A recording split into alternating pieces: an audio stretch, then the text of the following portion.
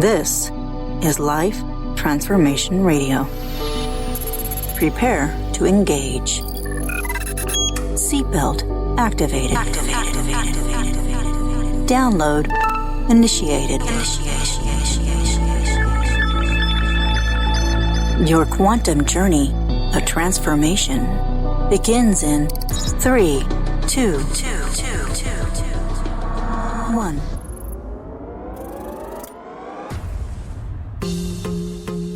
Welcome to Life Transformation Radio. Hi, I'm Rob Actis, best-selling author of The Law of Action, voice actor, business mindset coach, the podcast whisperer, and Mr. Action himself.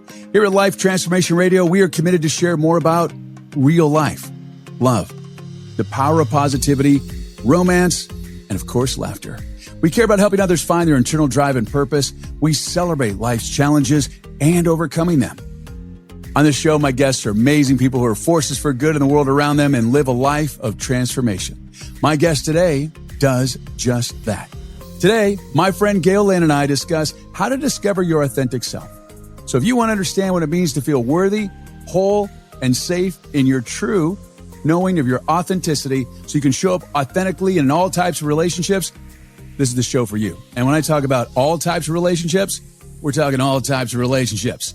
Just want to give a little trigger warning, a disclaimer. Today, we're talking about sex. So if that offends you, admit you're boring and tune out now. All right. So Gayle Lynn, my friend, she's a relationship coach specializing in non-traditional partnerships.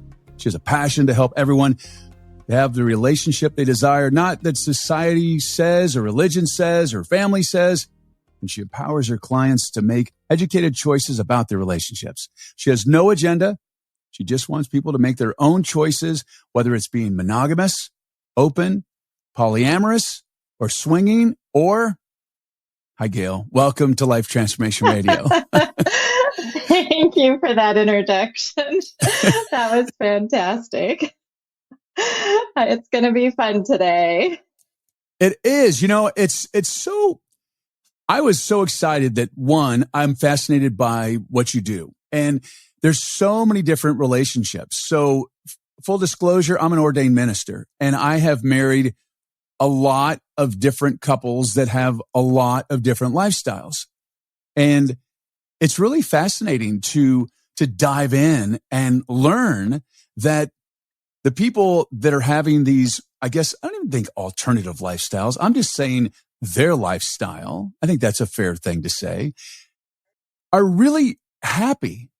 And all I know is that when I was laying on my deathbed a couple times in my life and thinking about, I hope I don't die, the only thing that I was worried about is the people in my life. And did I say I loved them enough? Did I spend enough quality time with them? Did I relish in all the happy moments I have? And I think people connecting with people is the most important thing in this world over everything else. And so, I think things are changing, and I'm really thrilled to have you on today. So welcome. Well, thank you. I'm very happy to be here and to have this discussion, whatever it's going to be. I think it's going to be fantastic. Absolutely. And, it's interesting because, I grew up in San Diego, and there's a very big polyamorous community in San Diego. There's an open community. There's a swingers community. I was in radio. I was just around a lot of, there's a giant swinger convention back when I was on radio that was in San Diego, and a lot of news coverage. And, I've been around it, and it's fascinating to me that a lot of people have no idea even what polyamory is or what ethical non-monogamy is. And I think it's an incredible conversation because when people discover it, they're like, wow, I didn't even really know that was a thing. Yeah, there's a lot more out there than we're brought up to be because, from the time we're young, it's always been, the man and the woman, you find it, you go up the relationship escalator. This is the norm. This is what we're expected. The church teaches us that, two people become one. And so there's a lot of belief systems out there from when we're, very young that we're programmed And so a lot of that isn't shown to be a possibility. That there are different ways of relating and different ways of being. And that really it comes down to being with in the partners involved, whether it's 2, 3, 4, 5, whatever it is, it's up to them to really decide what kind of relationship they desire. Yeah, it's fascinating because there's a TV show on Netflix that's become the #1 hit show on Netflix, and it's called How to Build a Sex Room. And if you haven't seen it, I highly recommend you go check it out. It's amazing because it's not what you think. It's not. And what Netflix did is they put out a casting call for people that were open about talking about their sexuality and their relationships. And then they flipped the script on them. And then what they did was they put them in this environment where this woman who's a very, very high-end interior designer and just, oh my God, I just want to be her friend. She's just so funny and just this really cool, loving lady and very open about her sexuality and other people's sexuality. And she creates these rooms that are not like anything you've ever seen that would be considered a sex room. And in that, there are other relationships. There's a homosexual relationship, 2 guys, and they have a long distance relationship. So she sets up a webcam in this beautiful high rise, and it's just really masculine and takes photos of them. There's a polyamorous couple. There's 7 of them. And she creates this incredible, she called it a cuddle puddle style room and other things. And it's really fascinating to me how things have changed so fast. And I think especially during this pandemic, I think people have either excelled in their relationships and had to become really authentic in who they were because they can't escape. They're with their spouse all the time, or they have decided that what they are doing is not what they want to do, and they're exploring their horizons. Oh, yes, I would definitely agree. We are definitely in the age of technology and so much information coming at us, like that show and others like it. There's other poly shows on Netflix. And so it's becoming more and more where people are realizing that there's other things out there, that there is a way to be ethically non-monogamous, to have an open relationship and create boundaries. And I call them pillars of agreement between your spouse, where you can go out and you can enjoy yourself in a different way.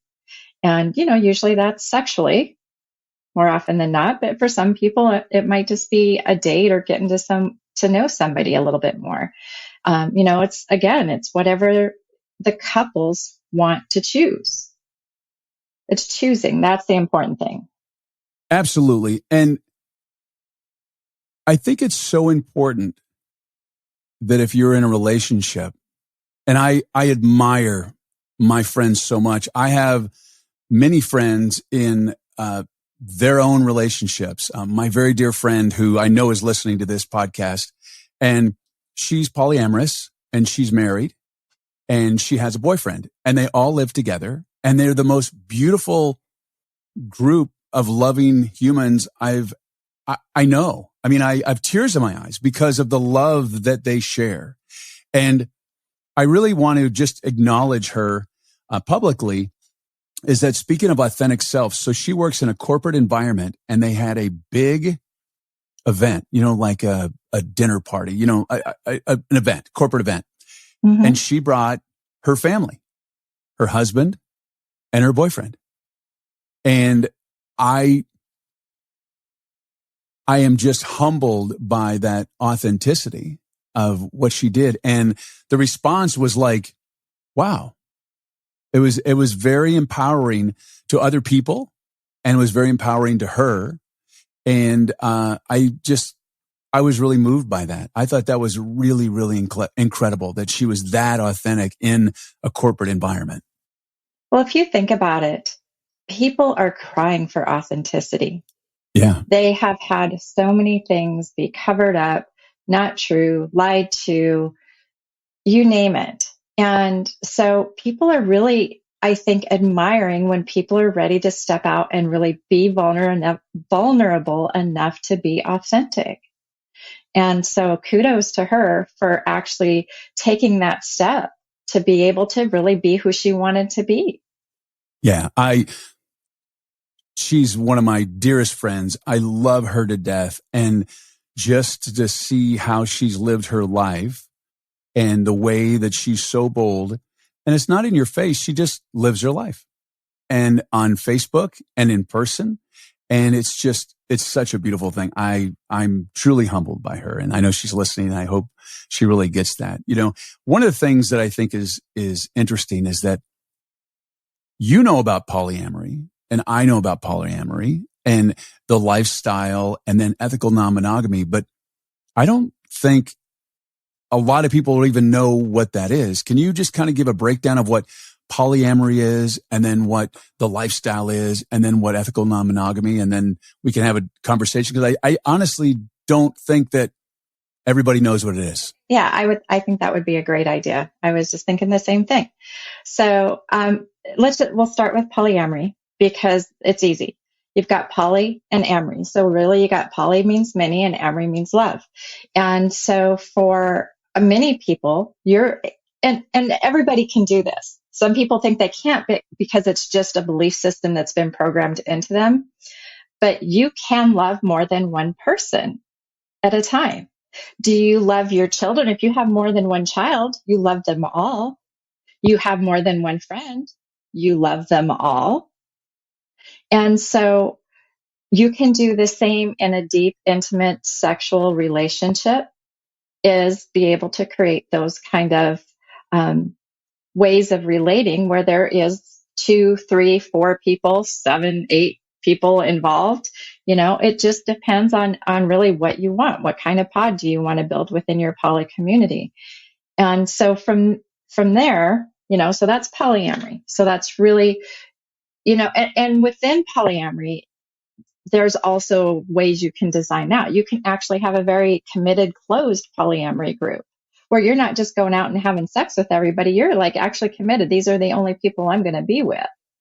Right. You know, or it can be an open relationship, right? So an open relationship can apply to anybody who's like in a marriage or a committed relationship where you choose to go ahead and open the relationship and have, you know, venture out, have sex with other people, see other people. But typically it's going to come with less emotional involvement.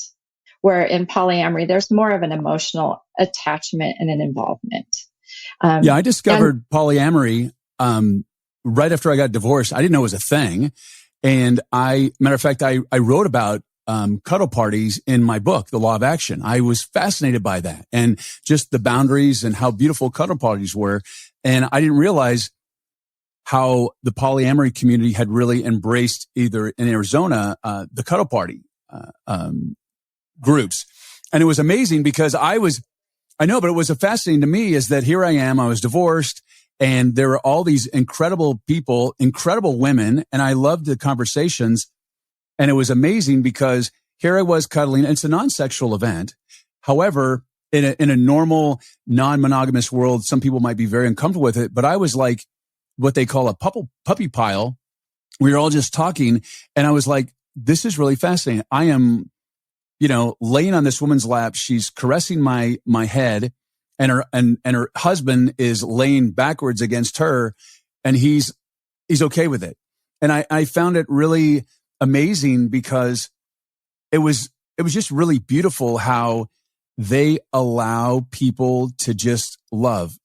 And it can be a non-sexual event, and it can also be as simple as just being able to flirt with someone at Starbucks and not have a spouse freak out.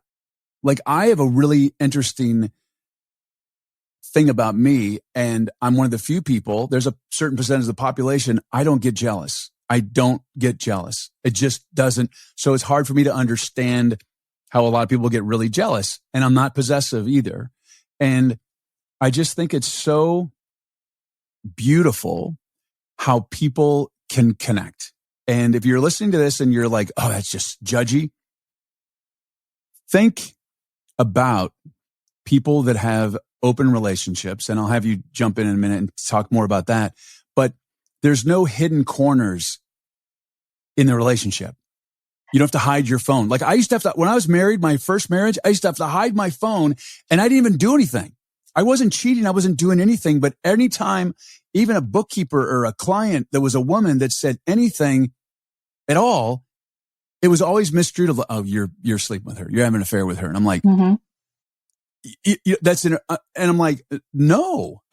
And so it's really nice in that you don't have any hidden corners in your relationships, and it's very authentic, and there's lots and lots of communication, and it just relieves a whole lot of stress. Well, that's just it. So what you were talking about, I'm going to point out a couple of different things. So what you were talking about is not having that jealousy in this world.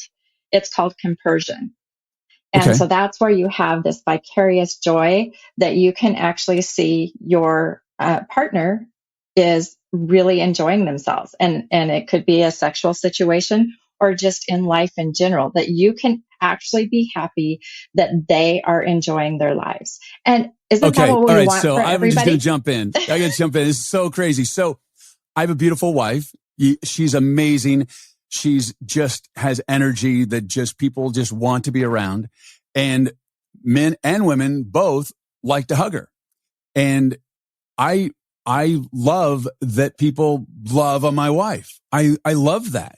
And they want to be around her. They want to talk to her. And, you know, whether it's a male or female. And I really, I guess that's what it is, compersion, because I do get great pleasure when I see people like really wanting to engage with her. And and cause she likes that. And so I guess that's what it is. But yeah, I don't. It's a beautiful space to be in. And, you know, when somebody is dealing with a lot of jealousy, because obviously there's a lot of jealousy that can come up, especially in these situations, you know, there's such a fear around it. And who wants to function that way all the time? And so, you know, the jealousy, you know, we have to begin to, because jealousy isn't about the sex. It's about the self. Not at all. Absolutely. Okay. Absolutely. And so when you can take it into the self, and then you can actually have, I like it. I've heard the term coined before, a relationship for truth, right? So really being able to say, okay, in this moment, I'm feeling this. I'm having jealous feelings come up. And then you can actually communicate about them. The communication right there is going to calm the jealousy down. And then you go a deeper level to find out, okay, what is it that's causing the jealousy? Is it some belief system that I own that person? Because that's, you know, that's kind of what we think, you know, when we get married, we own that person. Absolutely. Okay. So, and they're not, they're autonomous beings. Exactly. Well, that's a couple things. So it's so funny to me because my wife, Tanya, is going on a cruise next week. She's going to be gone for 8 days on a cruise, and I'm not going. I wasn't able to. I have other obligations that I have to take care of for business, and I wasn't able to go. And so now she's going to go by herself.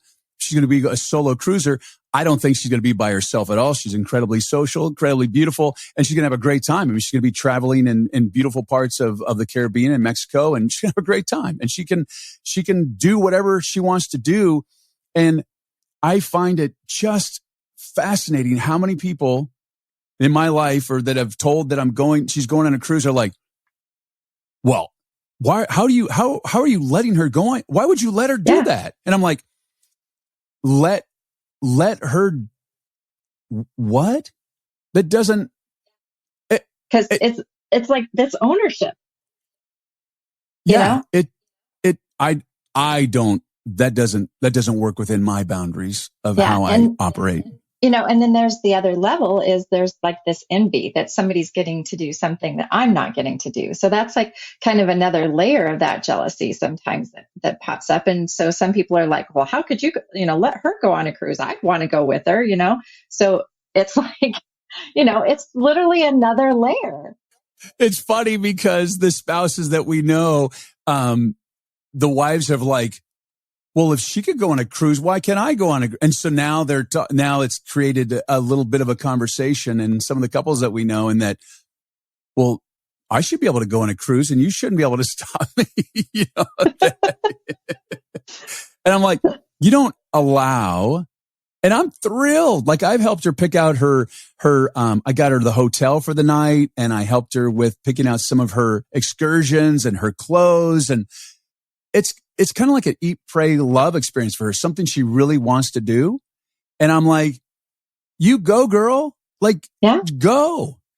Yeah. And it's just, I mean, why would we want to stop our partners from enjoying themselves?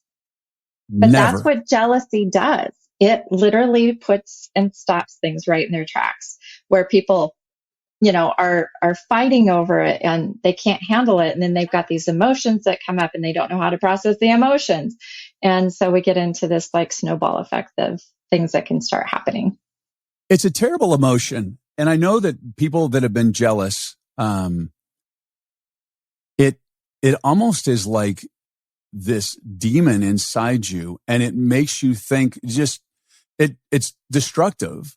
And I know there are ways to work through the jealousy and to not be, and when you come from abundance and not from a fear of loss, and really just honor your partner, that your partner is your partner, and you have that open communication, I think it can be a lot lessened. I know that some people get jealous. I mean, Tanya gets jealous sometimes when I'm up on stage and I get off stage and there's a lot of beautiful women that want to talk to me after I've been on stage, but she's now like, whatever, whatever. Good.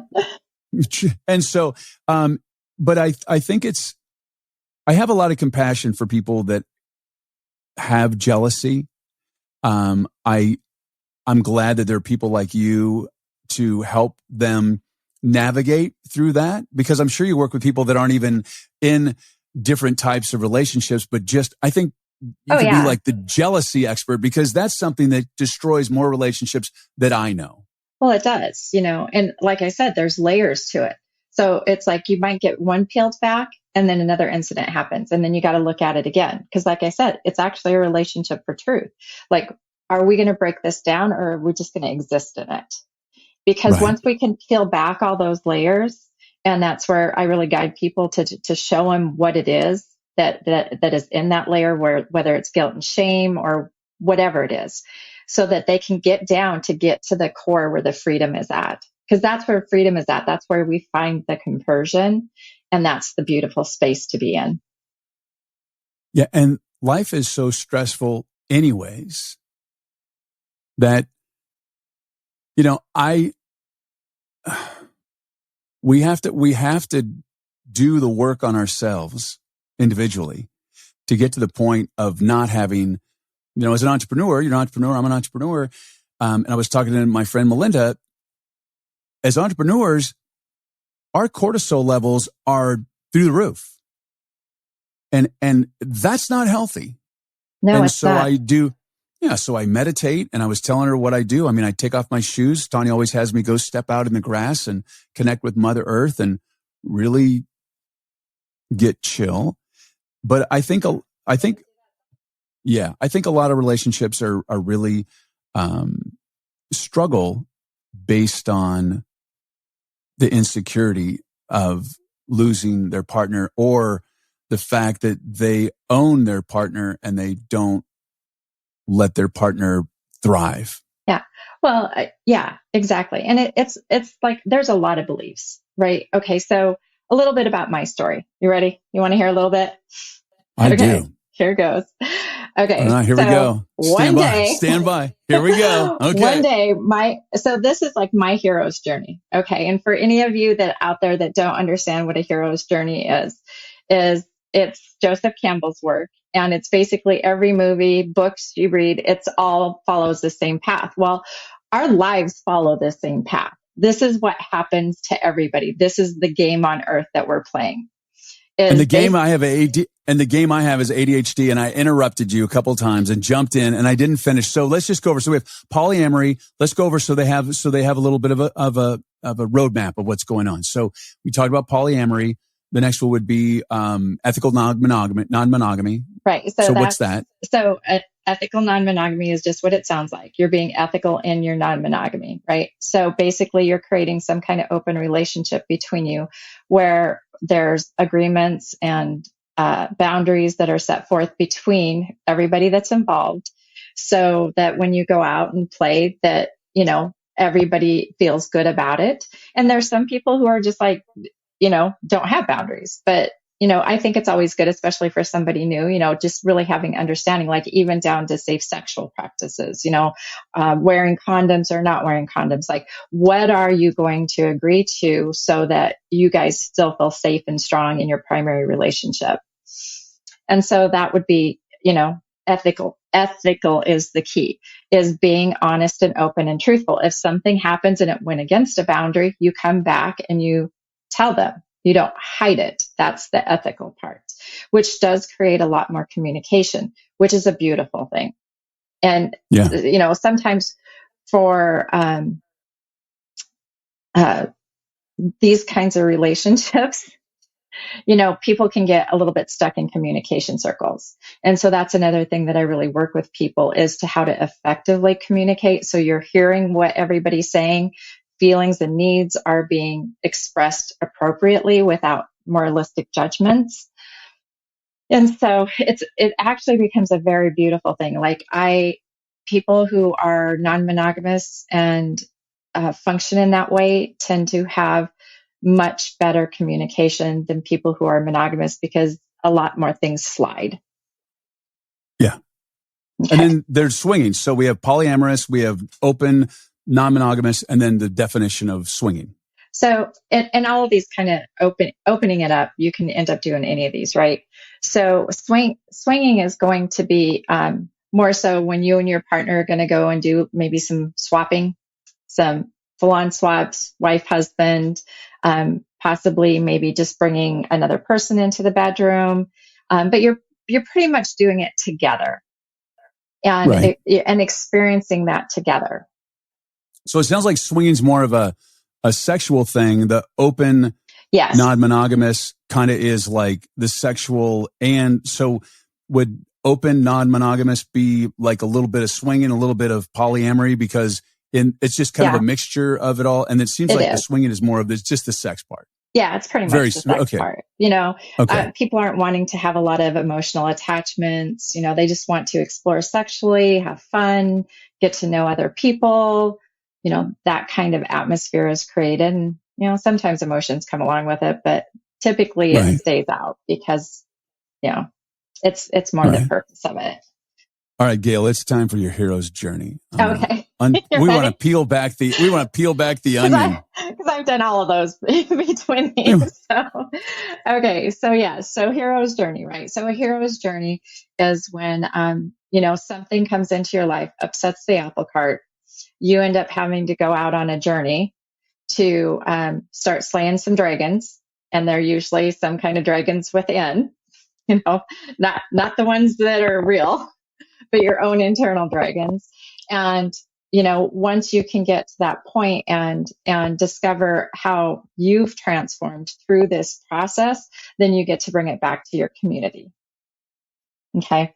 So that's what happened to me. My apple cart was upset when my husband came to me and wanted to have sex with somebody else. And I wasn't expecting it. It just kind of came out of the blue. How long were you married? Married? We were together had known each other and together for 28 years. Okay. And he had never had sex with anybody else. Never. Ever. Okay. So his curiosity was piqued and life in the bedroom wasn't that great because I was in mama bird mode and business mode and taking care of the kiddos and making sure everybody's good, making sure the business is running. And I was exhausted, right? So there's a combination of things that were going on, and he's kind of stressed too, and he deals with stress by having more sex. So you can see we kind of hit this kind of mismatched space in our life. And so, when he came to me, boy, did it rock my world. It hit me. And this is what happens when you start bringing these conversations up. And this is why it's important to really find your authentic self and what you want out of this.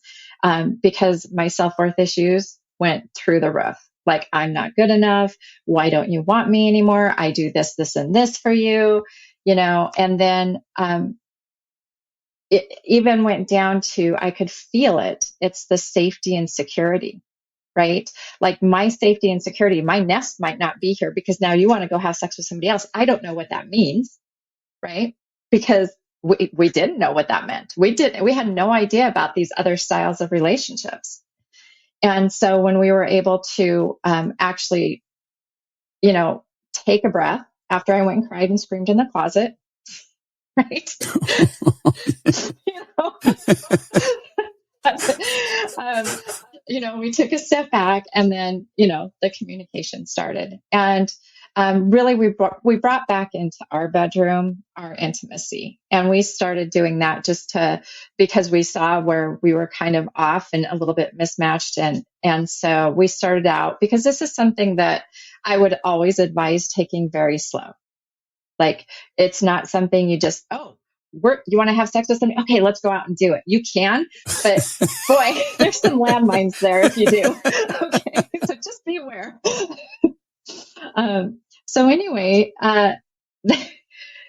so what I love about this is that you weren't even in a, I don't want to say alternate. I'm going to say, non-traditional lifestyle. I just want to say non-traditional. That's a good way to say it. But I love it. The fact, just by you breaching the conversation or broaching the conversation, it opened the door to massive communication. It actually had you go inwards, and Yep. What a beautiful thing.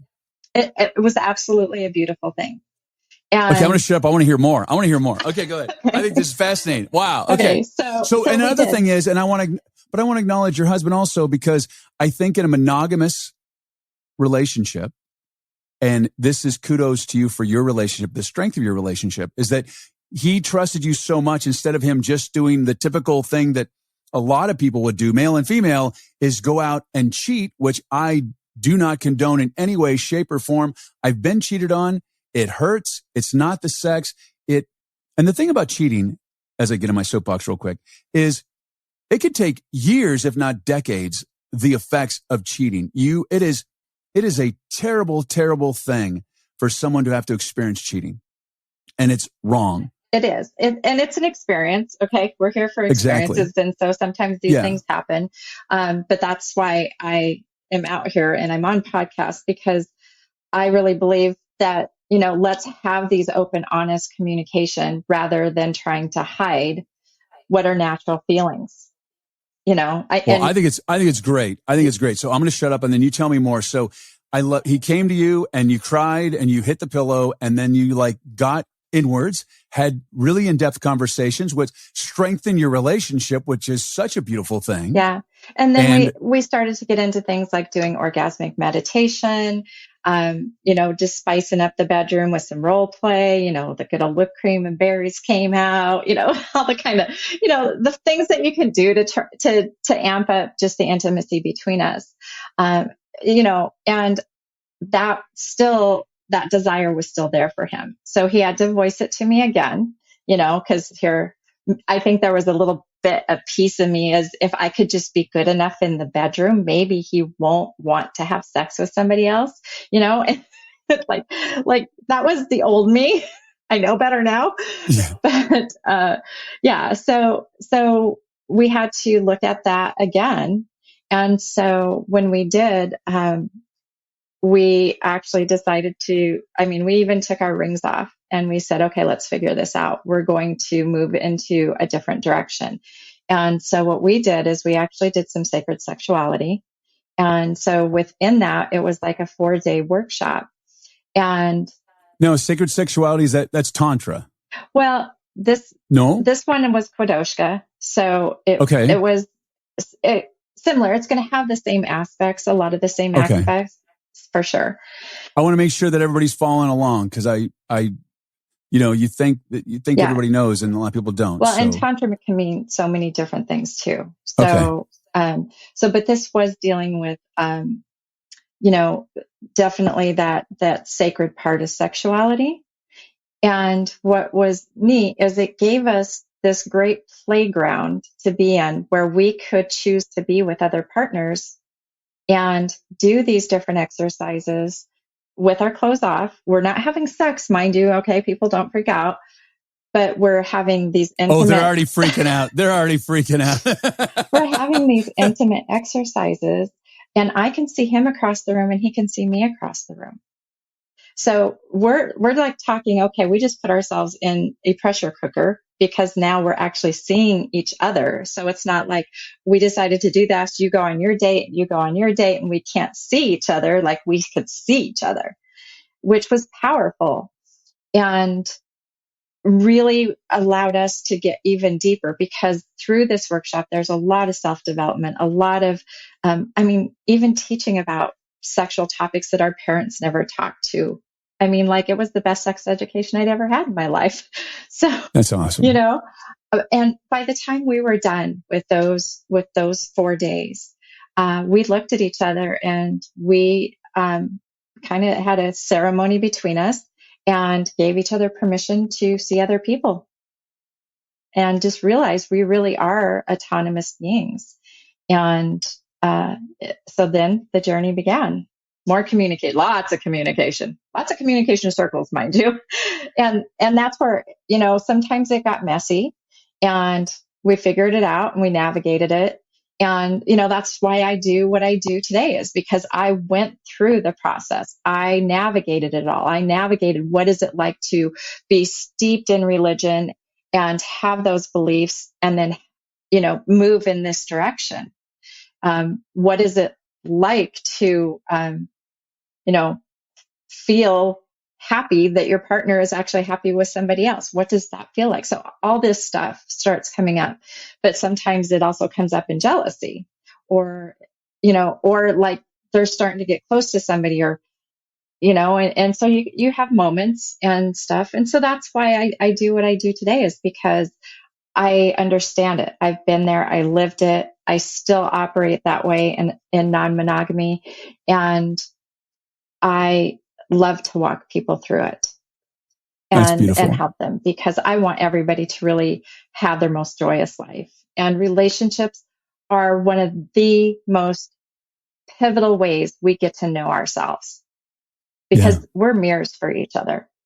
And when we can do that and really look at it from that point of view, rather than just, oh, we got married, we own me, you got to take care of me for the rest of the life, and this is the way it needs to be. No, it's really a tool for understanding and knowing thyself.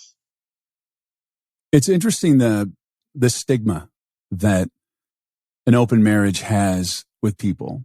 A couple weeks ago, Tanya and I were with another couple, and they've admitted to us individually. I hope they're not listening, because they might be. I don't know.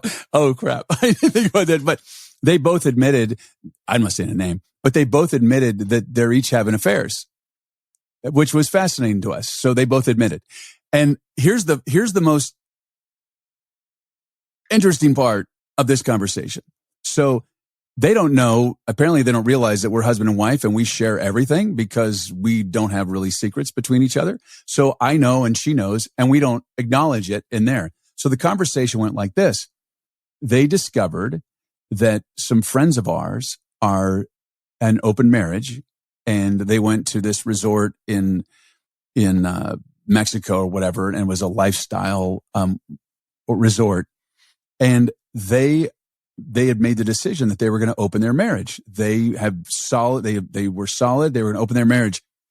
And I found it fascinating. These people, the husband and the wife, our friends that are both having affairs, were so judgmental of the fact that they had opened their marriage and the things that they were saying. That is so wrong. Oh, that is a special. And we're sitting there looking at them, and they are both having affairs. Yeah, they're projecting. They want it. Is that? Oh, yeah, they're just projecting what they want through their judgment onto somebody else. Yeah, and I said, well, I think it's much better and more authentic and more ethical to have an open marriage than it is to cheat.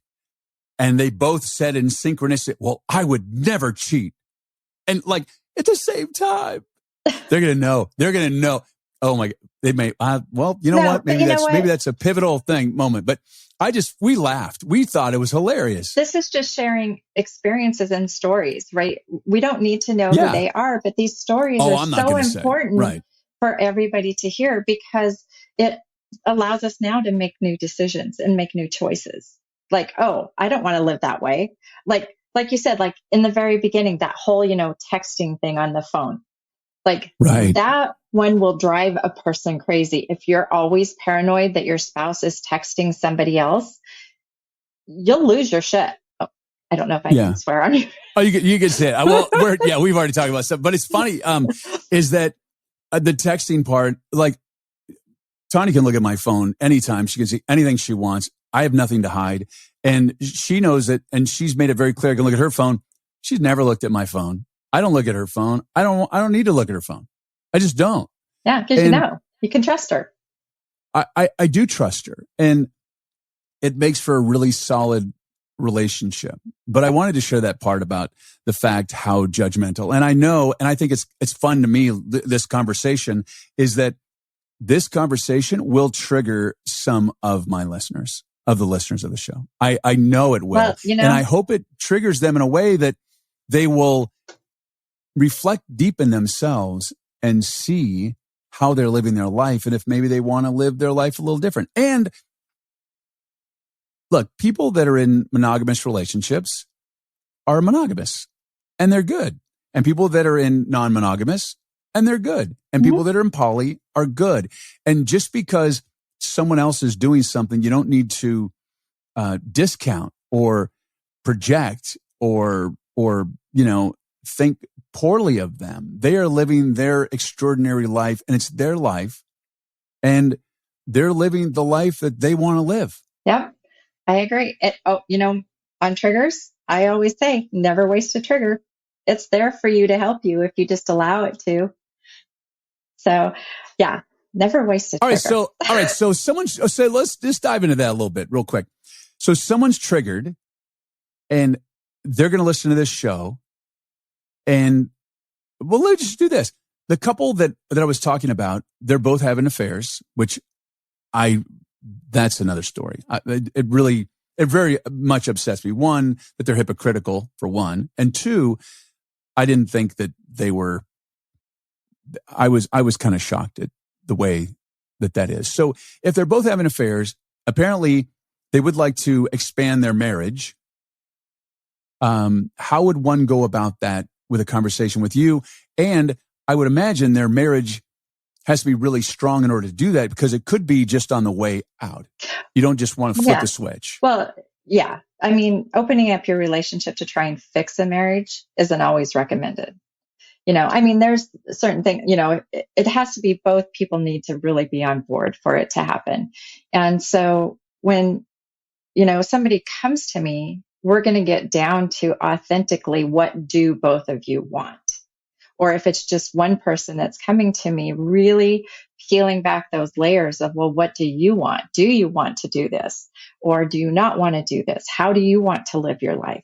What feels good to you and the way you want to be in this world? Because you have to find you first.